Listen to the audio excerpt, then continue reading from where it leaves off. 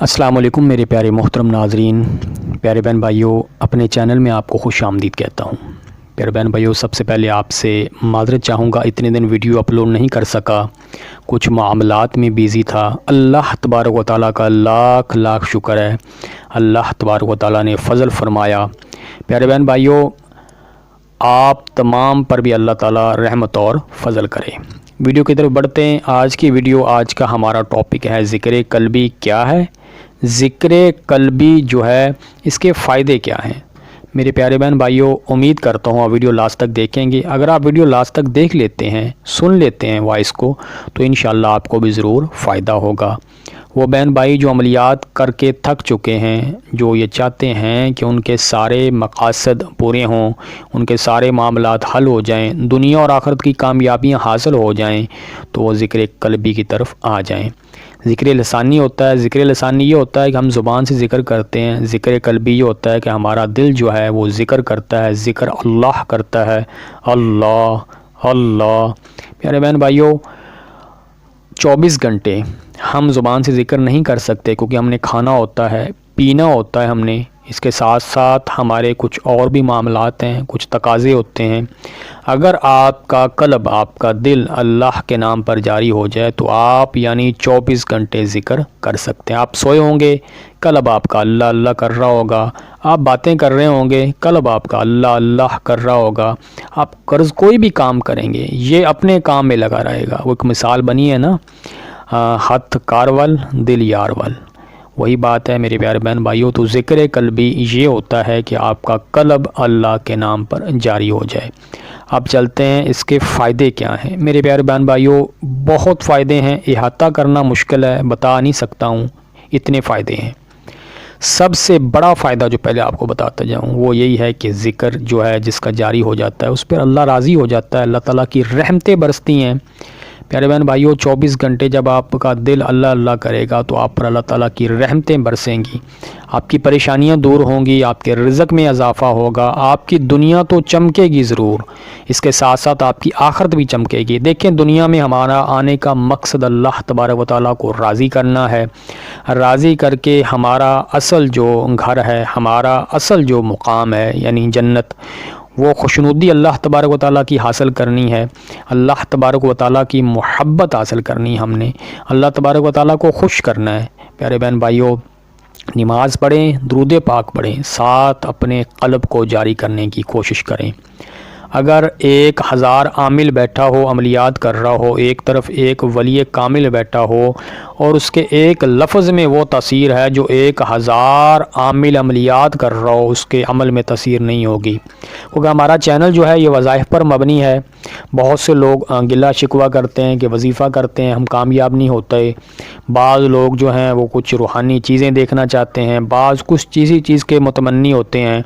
यानी आपकी जितनी भी ख्वाहिशात हैं, जितने भी आपके मामलात हैं, जो कुछ आप देखना करना चाहते हैं, वो सब कुछ अल्लाह तबारक व तआला के फ़ज़ल से मुमकिन हो सकता है अगर आप ज़िक्र अपना जो क़ल्ब है अल्लाह के नाम पर जारी कर लें। प्यारे बहन भाइयों, इसका सबसे बड़ा फ़ायदा ये भी है कि कल को क़यामत तक ये क़ल्ब आपका जो है वो अल्लाह के नाम पर जारी रहेगा। देखें, दुनिया से हमने जाना तो है एक दिन, जब आप दुनिया से चले जाता है कोई भी, तो जिसका क़ल्ब जारी होता है ना, उसका क़ल्ब जारी रहता है, वो अल्लाह अल्लाह करता रहता है। ठीक है, इसका यही आपको बहुत ज़्यादा बेनिफिट है, फ़ायदा है कि आपका क़ल्ब अल्लाह के नाम पर जारी रहेगा, तो आप पर और आपकी कब्र पर भी बेहदो बेहिसाब रहमतें बरसती रहेंगी। मेरे प्यारे बहन भाइयों, अल्लाह ताला बड़े रहीम और करीम हैं, अल्लाह ताला बड़े शफ़ीक हैं, अल्लाह ताला बड़े मेहरबान हैं।